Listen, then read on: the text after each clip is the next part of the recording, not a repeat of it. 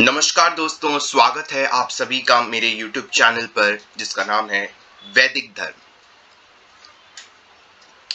अभी जो correct date हो रही है वो है 2 जुलाई 2022 और अभी टाइम हो रहा है 9:48 AM। कल हमने जो चैप्टर 1 पढ़ा था, द ग्रेट अवेकनिंग ऑथेंटिसिटी। अगर आपने चैप्टर 1 नहीं सुना या नहीं देखा है तो जाइए और जल्दी से चैप्टर 1 पढ़िए, क्योंकि आज हम जो चैप्टर पढ़ने वाले हैं वो है चैप्टर 2। चैप्टर पढ़ने से पहले मैं फिर से एक बार न्यू व्यूअर्स के लिए दोबारा से बताना चाहूँगा कि हम कौन सी बुक पढ़ रहे हैं और कौन से आचार्य द्वारा, ऑथेंटिक आचार्य द्वारा लिखी गई है। देखिए दोस्तों, ये है वो बुक, इंट्रोडक्शन टू सनातन धर्म बाय श्री धर्म प्रवर्तक आचार्य। इनके बारे में मैंने अपने पहले वीडियो में, सबसे पहला वीडियो जो है इस चैनल पे, उस पे मैंने थोड़ा इंट्रो दिया है इस बुक के बारे में और आचार्य जी के बारे में। आप जाकर वो वीडियो भी देख सकते हैं। तो चलिए अब हम मुद्दे पर आते हैं। कल हमने चैप्टर 1 पढ़ा था, द ग्रेट अवेकनिंग ऑथेंटिसिटी, और आज हम चैप्टर 2 पढ़ने वाले हैं जिसका नाम है द स्क्रिप्चर्स ऑफ सनातन धर्म। तो चलिए शुरू करते हैं।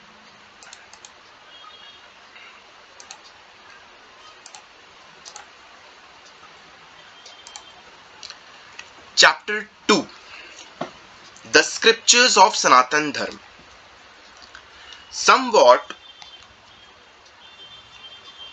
Somewhat similar to all of the major world religions, Sanatan Dharma basis of all somewhat similar to all of the other major world religions, Sanatan Dharma bases all of its teachings upon a specific set of scriptures. यानी कि कुछ आप ये कह सकते हैं कि थोड़े बहुत जो सिमिलर है बाकी जो मजहब है दुनिया में, उनके जैसे सिमिलर है जैसे सनातन धर्म में भी, वैसे ही सनातन धर्म में भी कुछ टीचिंग्स है, कुछ शिक्षाएं हैं जिसमें स्क्रिप्चर्स होते हैं। स्क्रिप्चर्स का मीनिंग क्या होता है? Scriptures meaning the sacred writings मान सकते हैं आप ऑफ हिंदुइज्म, मतलब कि बुक मान सकते हो। स्क्रिप्चर यानी कि ग्रंथ, बुक, किताब, वो दिव्य ज्ञान, स्क्रिप्चर्स में दिव्य ज्ञान दिया होता है। So let's read it once again. Somewhat similar to all of the other major world religions, जैसा कि बाकी मजहब में, दुनिया भर की मजहब में होता है, वैसे ही सनातन धर्म में भी जो शिक्षाएं हैं वो बहुत सारे स्क्रिप्चर्स पे बेस्ड होती हैं। एक सेट ऑफ स्क्रिप्चर्स है, उन्हीं पे बेस्ड होती है सनातन धर्म की शिक्षाएं। सो लेट्स रीड, आगे हम पढ़ते हैं। Teachings upon a specific set of scriptures that are accepted as being theologically authoritative. और ये जो शिक्षाएं हैं, ये जो स्क्रिप्चर्स हैं, इन्हें थियोलॉजिकली ऑथोरिटेटिव माना गया है। यानी ये इनकी मान्यता है, इन स्क्रिप्चर्स की मान्यता है कि ये प्योर है, ऑथेंटिक है, शुद्ध है और बिल्कुल करेक्ट है। थ्योरेटिकली तो बिल्कुल करेक्ट है। आगे पढ़ते हैं। द स्क्रिप्चर्स ऑफ सनातन धर्म are known as the Vedic scriptures. यानी कि जो सनातन धर्म है, उस सनातन धर्म में जितने भी स्क्रिप्चर्स आते हैं उनको वैदिक स्क्रिप्चर्स बोला जाता है। ठीक है, तो जानते हैं वैदिक स्क्रिप्चर्स क्या होता है। The Vedic scriptures constitute the highest and most reliable authority and source of accurate knowledge in our tradition.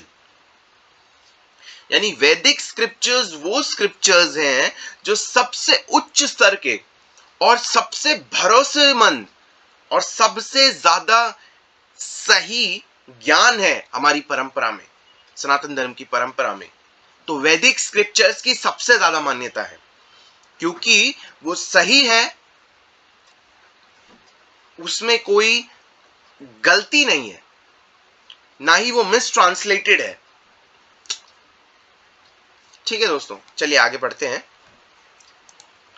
The term Veda itself is translated into English as knowledge और wisdom। यानी कि ये जो शब्द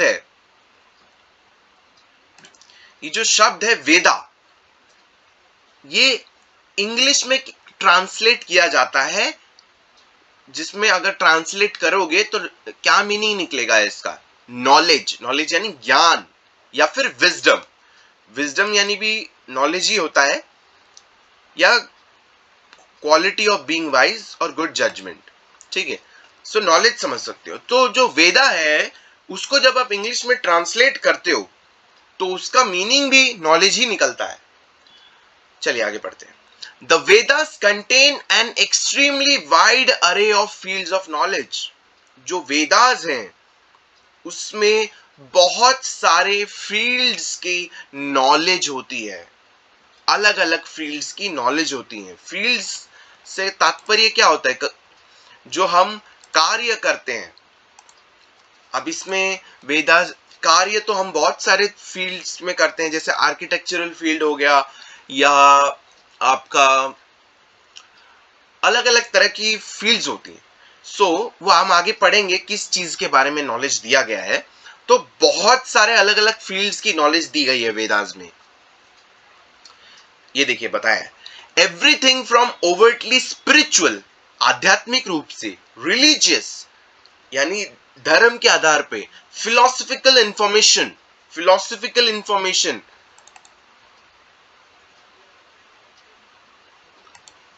यानी कि जो रियलिटी बेस्ड जानकारी है, to even many secular fields and topics, यानी कि आज के जमाने में भी जो फील्ड्स हैं, जैसे बहुत सारी फील्ड्स होती है ना, आर्किटेक्चर फील्ड हो गया, आपका मैथ साइंस, ये सारी चीजें भी है वेदास में, राइट।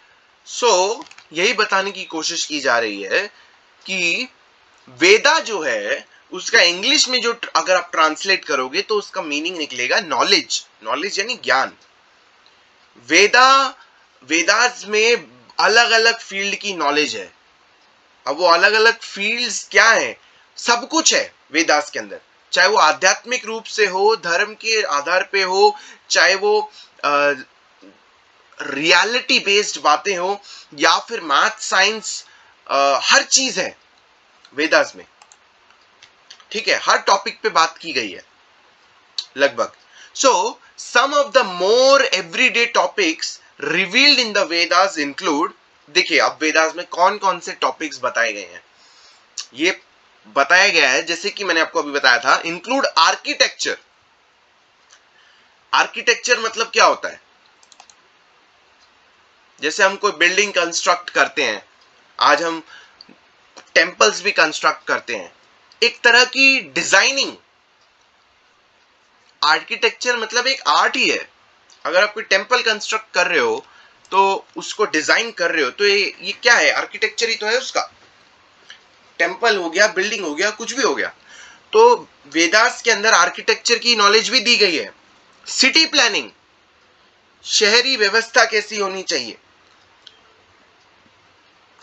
आर्ट्स एंड कल्चर, ठीक है, पॉलिटिक्स के बारे में भी, science, economics, martial arts and sciences, health and medicine, cosmology and history, ऐसे कई सारे फील्ड्स हैं, ऐसे कई सारे सब्जेक्ट्स हैं जिन पे वेदास में नॉलेज दिया हुआ है।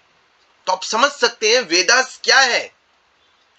वेदास कोई अंधविश्वास नॉलेज नहीं है, वेदास में बिल्कुल ऑथेंटिक नॉलेज दी गई है, जिसमें आर्किटेक्चर भी आता है, सिटी प्लानिंग भी आती है, आर्ट्स एंड कल्चर भी आता है, पॉलिटिक्स भी आते हैं, साइंस भी आता है, इकोनॉमिक्स भी आती है, मार्शल आर्ट्स भी आता है, health, medicine, cosmology, space science, everything.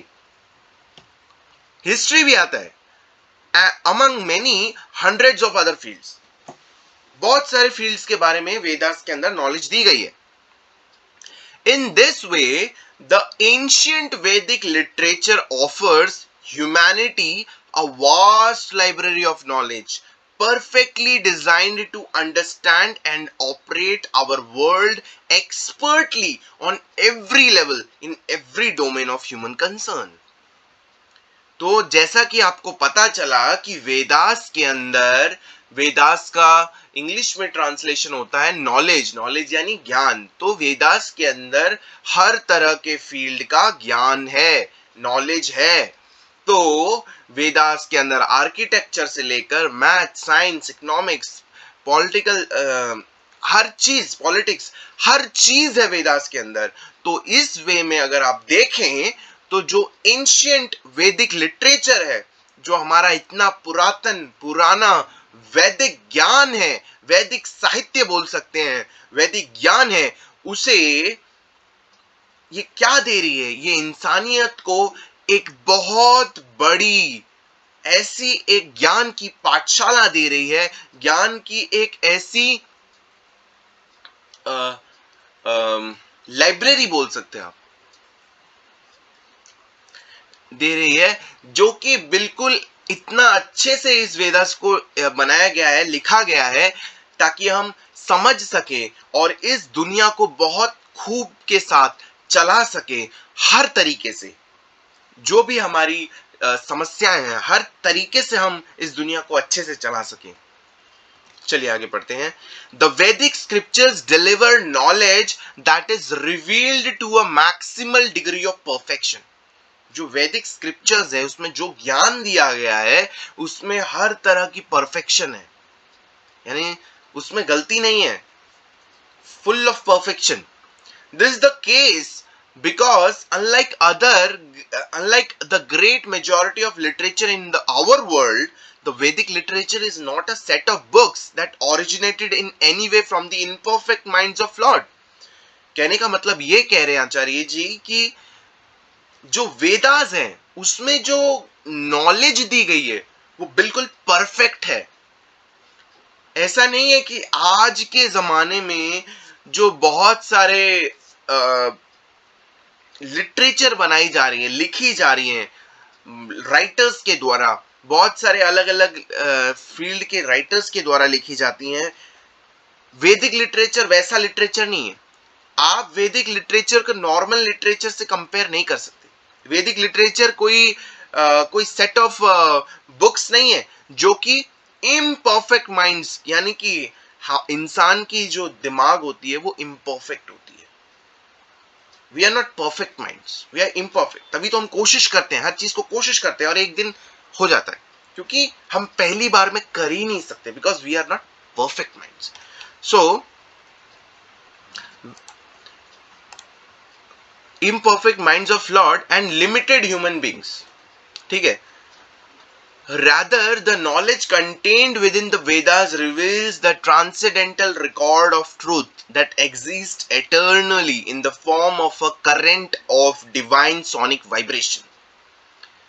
So, वेदा कोई नॉर्मल किताब नहीं है, वेदा कोई किसी ऐसे व्यक्ति के द्वारा, जिसका ऐसे मनुष्य द्वारा नहीं लिखा गया है जिनका दिमाग ही पूरी तरह से परफेक्ट नहीं है, ठीक है, या फिर किसी मनुष्य के द्वारा नहीं लिखा गया है, जब बल्कि जो ज्ञान है, जो वेदास में ज्ञान दिया गया है, वो तो एक तरह की ट्रांसेंडेंटल यानी क्या होता है?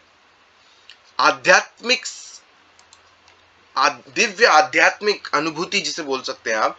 तो वो सच्चाई जो कि हमेशा से थी, उस चीज को एक डिवाइन सोनिक वाइब्रेशन में प्रस्तुत करती है Vedas. This eternal stream of perfect knowledge can only be accessed by the perfect yogis and sages who have the yogic ability to transform themselves into the transparent conducts of truth। अब ये जो वेदास में जो ज्ञान दिया गया है, जो परफेक्ट ज्ञान दिया गया है, परफेक्ट नॉलेज की बात कही गई है, जो हमेशा से थी, ये कैसे, ये आम आदमी कैसे एक्सेस कर सकता है? ये जो एक्सेस है ना, ये एक्सेस सिर्फ और सिर्फ वही कर सकता है, परफेक्ट योगीज एंड सेजेस। ठीक है, परफेक्ट और योगीज और सेजेस जो है, वही इस ज्ञान को समझ सकते हैं, क्योंकि उनके पास एक योगिक क्षमता है कि वो खुद को उस तरीके से परिवर्तित कर सकते हैं जहां पे वो सच्चाई तक पहुंचने के काबिल होते हैं। हमारी तरह नहीं कि हम अपनी सिर्फ इम्परफेक्ट माइंड से एक परफेक्ट नॉलेज को समझने के लिए कुछ भी अपनी तरफ से मिस इंटरप्रेट करने लगते हैं। नहीं,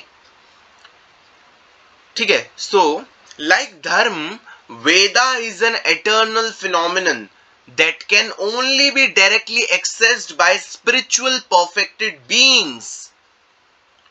वेदा जो है वो एक एटर्नल फिनोमिनन है, हमेशा से था, जो कि डायरेक्टली एक्सेस कौन कर सकता है? स्पिरिचुअल परफेक्ट बीइंग्स, मतलब जो आध्यात्मिक रूप से बहुत ही उच्चतम स्तर पे हो, जिसे आध्यात्मिक रूप से बहुत अच्छा हो, जो वही वेदास को अच्छे से समझ सकता है। मैं आपको समझाता हूं। जैसे मान लीजिए मैं हूं एक नॉर्मल, ठीक है, मान लो एक लड़का है, वो नॉर्मली ग्रेजुएटेड है। अब अगर वो जो वैज्ञानिक स्पेस में काम कर रहा है, ठीक है, मार्स पर रिसर्च कर रहा है, अब वो बिना कुछ पढ़े सीधे जाए और उठकर वो चीजें समझने की कोशिश करे, तो क्या ऐसा हो पाएगा? बिल्कुल नहीं हो पाएगा। वो कैसे समझेगा? वो लैंग्वेज ही नहीं समझ पाएगा। तो फॉर दैट उस ग्रेजुएटेड स्टूडेंट को साइंटिस्ट बनना पड़ेगा। अगर वो साइंटिस्ट बनेगा तो दूसरे साइंटिस्ट की रिसर्च की बातें जो हैं वो समझ सकता है अच्छे से। तो उसी प्रकार जो वेदास है वो परफेक्ट नॉलेज है, लेकिन इस परफेक्ट नॉलेज को कौन समझ सकता है? कोई गधा, कोई ऐसा कोई नॉर्मल आदमी जिसने कुछ पढ़ा नहीं, वो तो नहीं समझ सकता।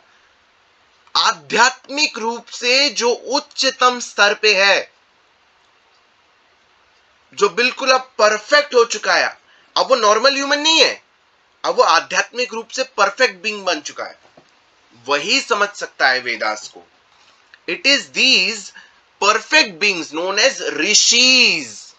और ये परफेक्ट बीइंग कौन होते हैं? ऋषिज होते हैं। परफेक्ट बीइंग ऋषिज होते हैं, ठीक है। परफेक्ट बीइंग मतलब ही यही होता है कि हैविंग ऑल द रिक्वायर्ड और डिजायरेबल एलिमेंट्स, क्वालिटीज और characters as good as it is possible to. तो जो ऋषिज होते हैं वही परफेक्ट बीइंग्स होते हैं, क्योंकि वो आध्यात्मिक रूप से सबसे उच्चतम स्तर पे होते हैं 100%। और जब वो इतने अच्छे होते हैं, तो जब वो वेदास वो खुद समझ पाते हैं, उस चीज को एक्सेस कर पाते हैं। Who have ability to chronicle these eternal truth in the form of literature. अब जब ये जो ऋषिज हैं, जब वो इन वेदास को समझते हैं, तो उनमें ये क्षमता होती है कि वो इस सच्चाई को लिटरेचर में रख सकें। Thus, the Veda is what is termed in Sanskrit अपौरुषीय और नॉट मैन मेड। वेदा कोई मनुष्य द्वारा नहीं लिखा गया है। एक संस्कृत में एक टर्म आता है अपौरुषीय, मतलब कि किसी पुरुष द्वारा नहीं लिखा गया है, या नॉट मैन मेड, यानी कि किसी मनुष्य द्वारा नहीं लिखा गया है, ठीक है। नो ह्यूमन हैंड्स और minds were involved in the origin of Veda. किसी भी मनुष्य का हाथ या मनुष्य का दिमाग बिल्कुल भी शामिल नहीं था ओरिजिन, वेदा का जो ओरिजिन है उसमें तो बिल्कुल भी नहीं था, ठीक है।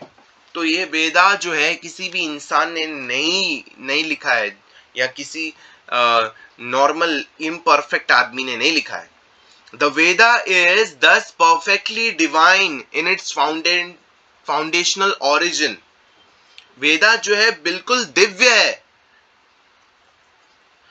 जो उसका बेसिक्स भी है वो बिल्कुल परफेक्टली डिवाइन है. If there is any theological or philosophical claim that cannot be supported by an appeal to the authority of the Vedic scriptures, then that claim is understood by all sincere followers of Sanatan Dharma to be invalid and untrue. अगर कोई ऐसी theological या philosophical claim होती है कि जो कि support नहीं करता वैदिक स्क्रिप्चर्स को, तो फिर वो जो क्लेम होता है, जो कि सनातन धर्म को मानने वाले लोग हैं या डिवोटी हैं या फॉलोअर्स हैं, वो उस क्लेम को सिरे से खारिज कर देते हैं, वो उसे इनवैलिड बताते हैं, असत्य बताते हैं, क्योंकि वो वैदिक स्क्रिप्चर्स पे बेस्ड नहीं होता है, प्योर वैदिक स्क्रिप्चर्स पे. समझ रहे हो? अब मान लो किसी ने एक गन, मान लो कि हाँ, हमने पढ़ा है, हमने ये बात पढ़ी है कि बेंजामिन फ्रैंकलिन ने बिजली का आविष्कार किया है. मान लो ये बात हमने पढ़ा बुक में. अब आप ये सोच रहे हो कि नहीं, इसमें जो ये बात लिखी गई है, अब आप दूसरे बुक में पढ़ रहे हो कि बिजली जो है किसी और साइंटिस्ट ने इन्वेंट की है, बेंजामिन फ्रैंकलिन ने नहीं की. हो गया ना कॉन्ट्रडिक्शन? लेकिन ऐसी कॉन्ट्रडिक्शन यहां नहीं है. अगर कोई व्यक्ति ऐसा बोलता है या आरोप लगाता है, इल्जाम लगाता है या अपील करता है कि सनातन धर्म में, वेदास में कुछ ऐसा लिखा गया है जो सही नहीं है और कुछ गलत सलत बातें बताता है, तो जो भी सनातन धर्म को, वेदास को अच्छे से जानने वाला है, उसका फॉलोअर है, वो समझ सकता है कि जो ये बातें कही गई हैं वो मिस ट्रांसलेटेड है. ऐसा कुछ भी वेदास के अंदर नहीं है. वेदास बिल्कुल प्योर है, ऑथेंटिक है, परफेक्ट है वेदास. कोई ऐसा करने की भी कोशिश करेगा तो भी वो कुछ नहीं उखाड़ पाएगा, कोई भटका नहीं सकता. तो इसीलिए बेटर यही होगा कि आप रियल वेदास पढ़िए, गलत सलत नहीं. क्योंकि जितनी भी आप हमला करोगे सनातन धर्म पे, वैदिक स्क्रिप्चर्स आर द बेसिक्स. वैदिक स्क्रिप्चर्स जो हैं वो सच्चाई उगलती हैं. आपकी विचारधारा, आपका झूठ, आपके आरोप, आपके इल्जाम सच्चाई नहीं बोलेंगी. वैदिक स्क्रिप्चर्स, ऑथेंटिक वैदिक स्क्रिप्चर्स सच्चाई बोलती हैं. ठीक है? और सनातन धर्म को मानने वाले, उसके फॉलोअर्स, जो भी अच्छे से उसको जानते हैं, वेदिस को, जिन्होंने स्टडी किया है, वो वैदिक स्क्रिप्चर्स पे देखेंगे. वो आपकी बनी बनाई काल्पनिक बातों से प्रभावित नहीं होने वाले. चलिए, और प्रभावित भी नहीं होंगे वो, और उसको, आपकी बातों को भी इनवैलिड बताएंगे और बिल्कुल झूठी बताएंगे, और बिल्कुल ठीक है. So the Vedic scriptures represent the ultimate source and final arbiter of all truth claims. तो वैदिक स्क्रिप्चर्स है वही सबसे बड़ा आखिरी अल्टीमेट सोर्स है, और जितनी भी सच्चाई है सारा कुछ उसमें है. आप कुछ भी आरोप लगाओगे तो आपके आरोपों से वैदिक जो चीज है, स्क्रिप्चर्स है, उस पर कोई फर्क नहीं पड़ेगा. क्योंकि वैदिक स्क्रिप्चर्स, जो अगर आपके हाथ में वैदिक, ऑथेंटिक वैदिक स्क्रिप्चर्स है, तो आपको फिर सारी सच्चाई उसी में मिल जाएगी. चलिए, डेफिनेशन ऑफ अ धार्मी. धार्मी की क्या डेफिनेशन होती है, पढ़ते हैं.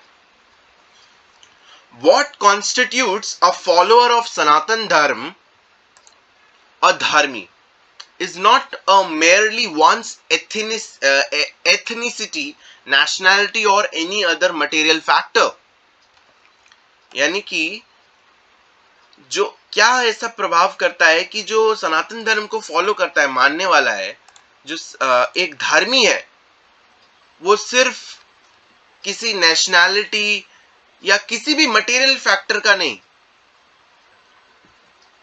The primary determinate for whether a person is or is not a follower of Sanatan Dharma is whether or not that person fully accepts the Vedic scriptures as their ultimate guide in life. यानी कि चाहे वो भारत से हो, America से हो, चाहे वो प्राइम मिनिस्टर हो, चाहे वो कोई चाय वाला हो, कोई भी हो, किसी भी मटेरियल फैक्टर से हो, किसी भी मटेरियल फील्ड से हो, चाहे वो कुछ भी हो, धार्मिक कौन है? धार्मिक केवल आपके ज्योग्राफिकल बाउंड्रीज से, आपके मटेरियल पोजीशन से फैसला नहीं होता. ये बात प्राइमरी जो सोर्स है कि वेदेवर एक व्यक्ति जो है वो सनातन धर्म को मानता है, वो फॉलोअर है या नहीं, वो ये बात बताता है कि जो व्यक्ति है वो वेद स्क्रिप्चर्स को अपने जीवन का अल्टीमेट गाइड मानता है कि नहीं. समझ रहे हो बात? अगर कोई व्यक्ति वैदिक स्क्रिप्चर्स को अपने जीवन का अल्टीमेट गाइड मानता है और वैदिक स्क्रिप्चर्स का अध्ययन करता है, पढ़ता है वैदिक स्क्रिप्चर्स को, तो इसका मतलब साफ है कि अगर वो वैदिक स्क्रिप्चर्स पढ़ रहा है, वैदिक स्क्रिप्चर्स को अपनी लाइफ में फॉलो कर रहा है, वैदिक स्क्रिप्चर्स में लिखे हुए नॉलेज को फॉलो करते हुए वो दुनिया में जितनी भी चीजें कर रहा है, अगर, तब तो वो धार्मिक कहलाएगा, सनातन धर्म को मानने वाला कहलाएगा. अदरवाइज वो नहीं कहलाएगा. चाहे वो कितने भी बड़े पोजीशन पे हो, मटेरियली कितने भी बड़े पोजीशन पे हो, चाहे वो कोई भी बड़ी कंट्री में हो, भारत में हो या अमेरिका, ऑस्ट्रेलिया, कहीं भी हो. सो अगर वो फॉलोअर ऑफ सनातन धर्म है तो उसे वैदिक स्क्रिप्चर्स को अपना अल्टीमेट गाइड मानना पड़ेगा अपने जीवन का. If a person does not accept the perfect authority and trusted guidance of the Vedic scriptures, then he is by definition not a follower of Sanatan Dharma. So, अगर कोई व्यक्ति जो है, अगर वो मानने से इनकार कर रहा है जो कि परफेक्ट अथॉरिटी और ट्रस्टेड गाइडेंस ऑफ वैदिक स्क्रिप्चर्स, यानी कि वैदिक स्क्रिप्चर्स की जो गाइडेंस है, वैदिक स्क्रिप्चर्स को मानने से इनकार कर रहा है, तो फिर वो इस डेफिनेशन के हिसाब से तो सनातन धर्म का फॉलोअर नहीं है. If a person does accept the Vedic scriptures as their spiritual guide in life, then they are dharmi. अगर कोई व्यक्ति है, अगर वो वैदिक स्क्रिप्चर्स के ज्ञान को आध्यात्मिक गाइड मान रहा है अपने जीवन का, तब वो धार्मी है. ठीक है दोस्तों, तब वो धार्मी है और फॉलोअर ऑफ सनातन धर्म है. ओके, नाउ आगे पढ़ते हैं. द वास्टनेस ऑफ द वैदिक लाइब्रेरी. अब वैदिक लाइब्रेरी की विशाल, मतलब कि कितना सारा टॉपिक है, बहुत वास्ट है, बहुत ज्यादा है, बहुत बड़ा है. मतलब आप समझ सकते हो सनातन धर्म में जो वैदिक स्क्रिप्चर्स के सिलेबस है वो बहुत ज्यादा है. मैं सिलेबस बोल रहा हूं ताकि आपको पता लगे कि मैं क्या बोलने की कोशिश कर. तो ये बहुत वास्ट है. Unlike the scriptures of the Abrahamic religions, the Vedic scriptures do not consist of either just one book. यानी कि जैसे अब्राहमिक रिलीजन में सिर्फ एक किताब होती है या एक ग्रंथ होता है, उसकी तरह वैदिक स्क्रिप्चर नहीं है. अब अब्राहमिक रिलीजन में जैसे क्रिश्चियनिटी का बाइबल हो गया, इस्लाम का कुरान हो गया, लेकिन वैदिक स्क्रिप्चर्स में ऐसा नहीं है कि सिर्फ एक किताब है. नहीं, वैदिक स्क्रिप्चर्स में कोई एक किताब नहीं है या फिर कोई छोटे मोटे कलेक्शन ऑफ टेक्स्ट नहीं है. बल्कि वैदिक जो साहित्य है या वैदिक जो ज्ञान है वो बहुत बड़ा है, उसकी कलेक्शन मतलब बहुत सारी दिव्य किताबें हैं, बहुत सारी, कोई एक नहीं है, मतलब हजारों हैं, हजारों। अच्छा थोड़े एग्जांपल्स देखते हैं हम। Rather, the Vedic literature is very large collection of sacred books. Some of the better known texts include such works as the Bhagavad Gita है, महाभारत है, रामायण है, द योगा सूत्रास है, 108 बुक्स हैं जो कि उपनिषद है। अब सोच लो कितनी सारी लिटरेचर है, कितने सारे ज्ञान है, कोई एक किताब नहीं है। हमें एक किताब के पीछे अपनी पूरी जिंदगी नहीं चलानी है, हमारे पास बहुत है, हमारे पास इतना है कि हम पूरी पूरी जिंदगी अगर पढ़ने में लगाएं तो हम बहुत अच्छे से सनातन धर्म को फॉलो कर सकते हैं। और सिर्फ ऐसा नहीं है कि हम सनातन धर्म को पढ़कर, वेदास को पढ़कर कुछ नहीं कर सकते, हम हर चीज कर सकते हैं। हम साइंटिस्ट भी बन सकते हैं, हम मैथमेटिशियन भी बन सकते हैं, हम पॉलिटिशियन भी बन सकते हैं, हम इकोनॉमिस्ट भी बन सकते हैं, हम हर चीज बन सकते हैं। लेकिन सोचने का और जो ज्ञान का जो गाइडेंस है ना, वो आपको, वो तरीका वो आपको इन किताबों में मिलेगा। जो वैल्यूज है, जो मॉरल वैल्यूज है, किसी चीज को किस तरीके से करना है, वो गाइडेंस इसमें है। समझ रहे हो? सो बहुत टेक्स्ट है, बहुत ज्यादा टेक्स्ट है, बहुत टेक्स्ट है। भगवत गीता है, महाभारत है, रामायण है, योगा सूत्रास है, 108 उपनिषद है, बहुत सारे टेक्स्ट है। There are many hundreds of such individual texts that comprise the Vedic scriptures, and all of these individual books are classified into one or another genre or class or sacred literature. ऐसे कई सौ ऐसे individual जो है किताबें हैं, book हैं वैदिक स्क्रिप्चर्स में, और ये सभी किताबें जो है क्लासिफाइड है जेनर में, अलग अलग जेनर में या क्लास में। All genres of Vedic literature fall first of all under the two broad categories, either Shruti, what is heard, और Smriti, what is remembered. अच्छा, अब ये जो वैदिक स्क्रिप्चर्स है ना, ये वैदिक स्क्रिप्चर्स दो ब्रॉड कैटेगरी में आते हैं। पहला है श्रुति, ठीक है। श्रुति यानी कि मेरे ख्याल से श्रुति यानी कि जो, हाँ यहाँ लिखा हुआ है व्हाट इज हर्ड। श्रुति यानी कि जो कि सुना गया हो, कान से सुना गया हो। स्मृति यानी कि जो कि याद हो, दिमाग में याद हो। The following chart illustrates a few of the major genres of the Vedic scripture. अब हम वैदिक स्क्रिप्चर्स की वो चार्ट जो है वो हम देखते हैं। देखिए वैदिक कैनन में क्या है, श्रुति है, स्मृति है, संहिताज है यानी वेदास, फिर पुराणास है, ब्राह्मणास है, अरंक्यास है,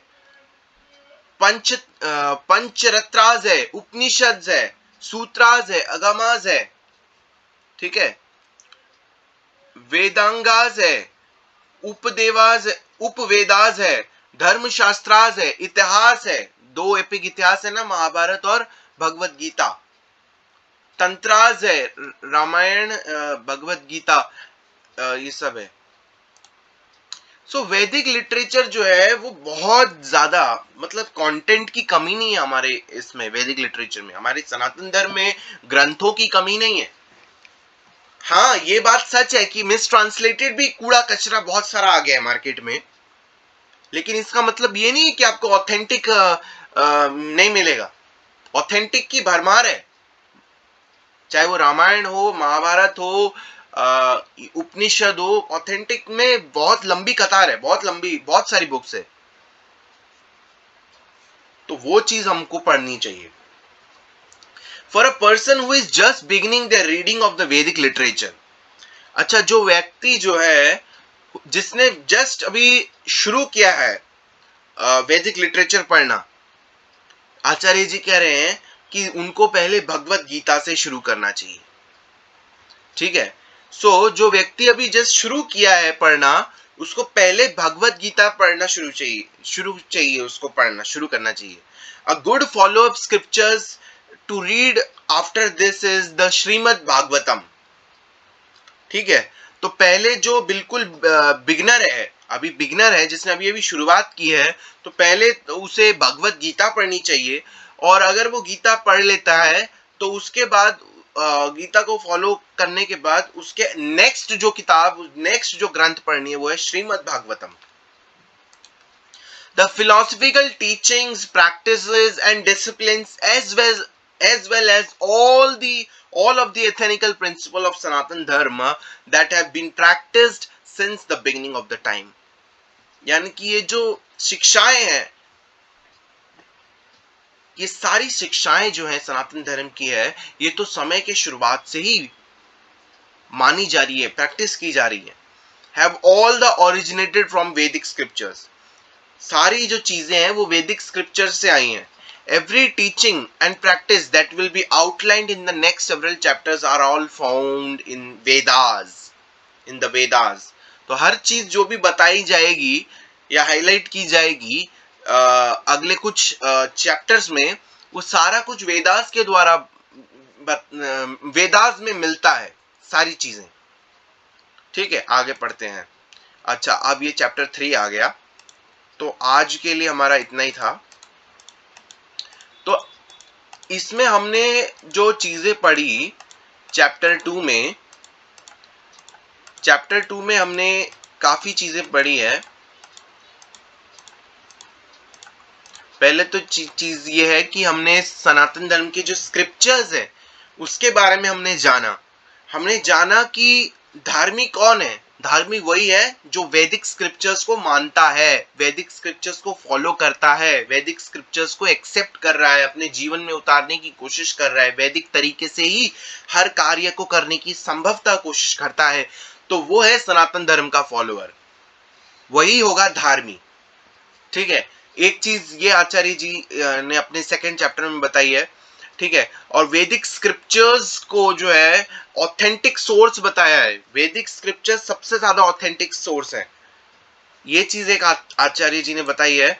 और ये भी बताया कि वैदिक स्क्रिप्चर्स में हर तरह के फील्ड का नॉलेज है, चाहे वो मैथ्स हो, साइंस हो, पॉलिटिक्स हो, इकोनॉमिक्स हो, एवरीथिंग, हर तरह की फील्ड का नॉलेज है। यानी कि अगर आपको दुनिया चलानी है, अच्छे से दुनिया चलानी है, तो फिर एक प्रॉपर गाइडेंस है, एक व्यक्ति को उसकी जीवन चलाने के लिए एक लाइफ गाइडेंस है वेदास। और पूरे समाज को और पूरी दुनिया को अगर चलाना है अच्छे से, तो भी वेदास बहुत अच्छा एक गाइडेंस है। और वेदास में कोई गलती नहीं है, वेदा बिल्कुल परफेक्ट है।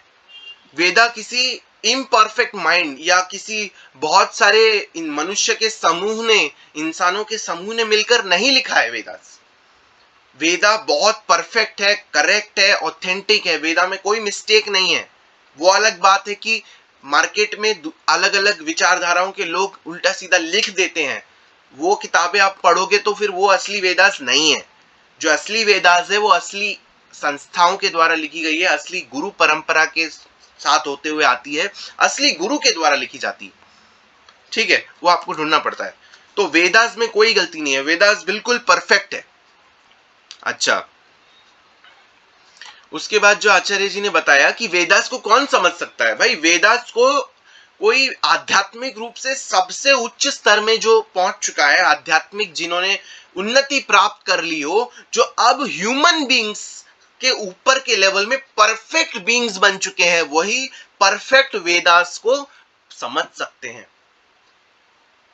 कोई नॉर्मल नहीं, कोई मटेरियली इन्फेक्टेड पर्सन नहीं समझ सकता, क्योंकि materially infected person he is not perfect, वो इम्परफेक्ट है। उसकी इम्परफेक्ट माइंड से वो एक परफेक्ट चीज को कैसे समझेगा, मुश्किल है। ठीक है, तो ये चीज भी आचार्य जी ने बताई। और ये भी बताया कि वेदास जो है वो अपौरुषीय है, किसी मनुष्य द्वारा नहीं लिखा गया है। और परफेक्ट बीइंग्स कौन है? परफेक्ट बीइंग्स होते हैं ऋषिज, जिन्होंने ऋषिज ने इन वेदास को समझा, पढ़ा, तब जाके इन्होंने इसको एक लिटरेचर फॉर्म में आप बोल सकते हो कि इन्होंने हमको दिया, या लिखा भी हो सकता है। ठीक है, किसी इंसान का नहीं है, किसी इंसान ने नहीं लिखा, या किसी इंसान ने दिमाग लगाकर अपना ताबड़तोड़ दिमाग लगाया, जैसे आप लोग सोचते हो कि साइंटिफिक में बड़े बड़े एक्सपेरिमेंट्स करके बड़ा बड़ा आविष्कार कर देता है, तो वैसे ही किसी इंसान ने नहीं ये सब किया, क्योंकि इंसान तो इम्परफेक्ट है। ये जो वेदास है ये किसी इंसान के द्वारा नहीं लिखा गया है। ठीक है, तो ये चीज है। फिर आचार्य जी ने धार्मिक का भी बताया कि धार्मिक कौन होता है। मैंने अभी अभी आपको बताया कि धार्मिक वही होता है जो सनातन धर्म के वैदिक स्क्रिप्चर्स को एक्सेप्ट करता है, उसमें लिखी बातों को मानता है, उसको लाइफ गाइडेंस की तरह लेता है और उसको स्पिरिचुअल गाइड की तरह लेते हुए उसको अपने जीवन में उतारने की कोशिश करता है। उसके बाद आचार्य जी ने जो वैदिक लाइब्रेरी है सनातन धर्म में, जो टेक्स्ट होते हैं सनातन धर्म में क्या है, हर मजहब में सबकी एक अपनी किताब होती है। इस्लाम में कुरान है, क्रिश्चियनिटी में बाइबल है, तो उसी तरह से सनातन धर्म में भी टेक्स्ट है, सनातन धर्म में भी वैदिक स्क्रिप्चर्स हैं, लेकिन वो वैदिक स्क्रिप्चर्स किसी एक किताब पे निर्भर नहीं है। बहुत बड़ी लाइब्रेरी है एक तरह की, बहुत सारी किताबें, कोई एक किताब या कोई छोटी मोटी किताब नहीं है। सनातन धर्म के पास बहुत बड़ी बड़ी किताबें हैं, बहुत सारी किताबें हैं। और उसी में उन्होंने बताया आचार्य जी ने, गीता है, महाभारत है, भगवत गीता है, 108 उपनिषद है, योगिक सूत्रास है, योगा सूत्रास है, बहुत सारी चीजें हैं। और उसके बाद वेदास जो है वो दो चीजों में है, एक होती है श्रुति और दूसरी होती है स्मृति। श्रुति यानी कि जो सुनी गई हो, और स्मृति यानी कि जो याद हो। ठीक है, उसके बाद आचार्य जी ने ये सारी चीजें बताई कि कौन कौन सी जो वेदास में कितने प्रकार की किताबें हैं। श्रुति स्मृति में आपके, श्रुति में तो आपका पुराणास ब्राह्मणास हो गया, स्मृति में पता नहीं अरंक्यास, स्मृति में पंचतरास हो गया, संहितास में, वेदास में उपनिषद हो गए, बहुत सारी चीजें होती है। शायद मैं यहाँ पे थोड़ी बहुत गलती कर रहा हूँ पढ़ने में, या लाइन वाइज ऑर्डर वाइज, वो बाद में मेरे को थोड़ा बहुत समझ आएगा तो मैं और अच्छे से करूंगा। तो बहुत सारी किताबें हैं, बहुत सारे ग्रंथ हैं, धर्मशास्त्र है, इतिहास में महाभारत है, रामायण है, तो बहुत सारी चीजें हैं। ठीक है, और जो बिगिनर है उसको आचार्य जी ने ये कहा है कि अगर आप बिगिनिंग हो, पहली बार आप बिगिनर हो, शुरुआत में आप समझने की कोशिश कर रहे हो वैदिक लिटरेचर को, पहले भगवत गीता पढ़ो और उसके बाद श्रीमद् भागवतम आप पढ़ सकते हो। तो ये चीज है। और उसके बाद चैप्टर 3 आता है, तो चैप्टर 3 हम कल पढ़ेंगे। तो आज के लिए इतना ही। उम्मीद है ये चैप्टर आप लोगों को समझ आ गया होगा। Thank you so much, thank you very much.